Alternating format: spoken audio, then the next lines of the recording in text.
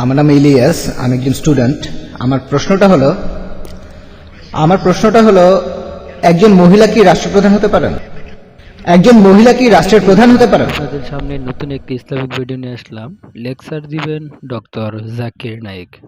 আপনাদের সামনে মূল্যবান একটি লেকচার দিবেন, সবাই মনোযোগ দিয়ে শুনবেন এবং দেখবেন। ভাই, আপনি প্রশ্ন করেছেন যে কোন মহিলা কি রাষ্ট্রপ্রধান হতে পারেন?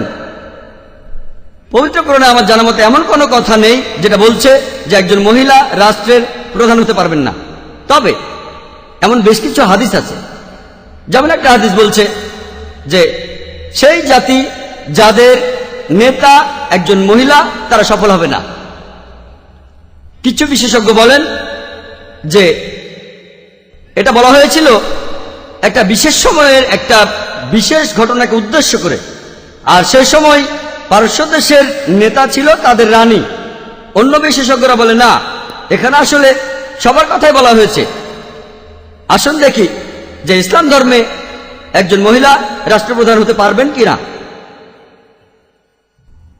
যদি একজন মহিলা রাষ্ট্রপ্রধান হন কোন ইসলামিক দেশে, তাকে হয়তো নামাজের সময় ইমামতিও করতে হতে পারে। আর যদি একজন মহিলা জামাতে নামাজ পড়া ইমামতি করেন, আর নামাজে আমরা বিভিন্ন অঙ্গভঙ্গি করি, যেমন কালাম, রুকু, সিজদা, দাঁড়ানো, নত জানু আর উপর হওয়া, যদি পুরুষদের সামনে একজন মহিলা এগুলো করে নামাজের সময়, আমি নিশ্চিত এতে নামাজের অসুবিধা হবে। যদি সেই মহিলা আমাদের দেশের মতো বর্তমানের কোনো দেশের রাষ্ট্রপ্রধান হন, প্রায় দেখা যাবে সেই রাষ্ট্রপ্রধান বিভিন্ন মিটিং করছেন অন্য দেশের রাষ্ট্রপ্রধানদের সাথে, যারা হতে পারে পুরুষ। আর মাঝে মধ্যেই তারা ক্লোজ ডোর মিটিং করে, যেখানে অন্য কেউ ঢুকতে পারে না। যদি একজন মহিলা আরেকজন পুরুষের সাথে ক্লোজ ডোর মিটিং করে, ইসলাম এটার অনুমতি দেয় না। ইসলাম বলে যে একজন মহিলা কোনো পরপুরুষের সাথে একা থাকতে পারবে না, মিটিং করতে পারবে না।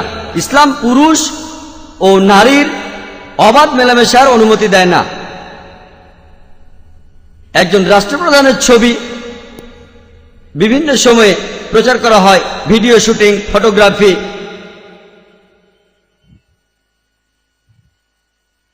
খুব কাছ থেকে ক্যামেরা ধরা হয়, সেখানে অন্য রাষ্ট্রপ্রধানও থাকতে পারে, অন্য পুরুষ লোকও থাকতে পারে। তখন এই মহিলা রাষ্ট্রপ্রধান হতে পারে মার্গারেট থ্যাচার অথবা অন্য যে কেউ। ছবিতে দেখবেন অনেক পুরুষের সঙ্গে তারা হ্যান্ডশেক করছেন।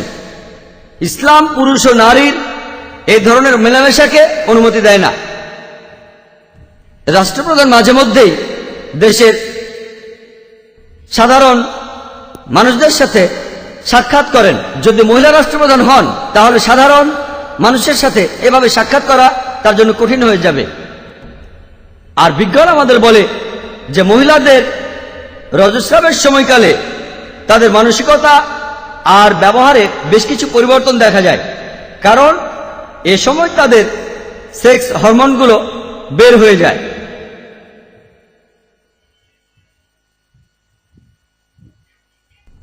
আর তিনি রাষ্ট্রপ্রধান হলে এই পরিবর্তনের কারণে বিভিন্ন সিদ্ধান্ত নিতে তার সমস্যা হতে পারে। এছাড়াও বিজ্ঞান আমাদের বলে যে মহিলারা তারা পুরুষদের তুলনায় কথাবার্তা বলায় বেশি পারদর্শী। আর পুরুষরা তাদের রয়েছে বিশেষ কিছু মানসিক ক্ষমতা।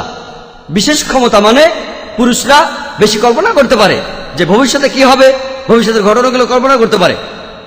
আর রাষ্ট্রপ্রধান হলে এই বিশেষ মানসিক ক্ষমতাগুলোর প্রয়োজন রয়েছে। একজন মহিলা সে একজন পুরুষের চাইতে কথাবার্তা বলায় বেশি পারদর্শী, যেটা একজন মায়ের জন্য খুবই প্রয়োজন। একজন মহিলা তিনি অন্তঃসত্ত্বা হয়ে পড়েন, তখন তার কয়েক মাস বিশ্রামের প্রয়োজন হয়। সেই সময় কে সেই রাষ্ট্রের দেখাশোনা করবে?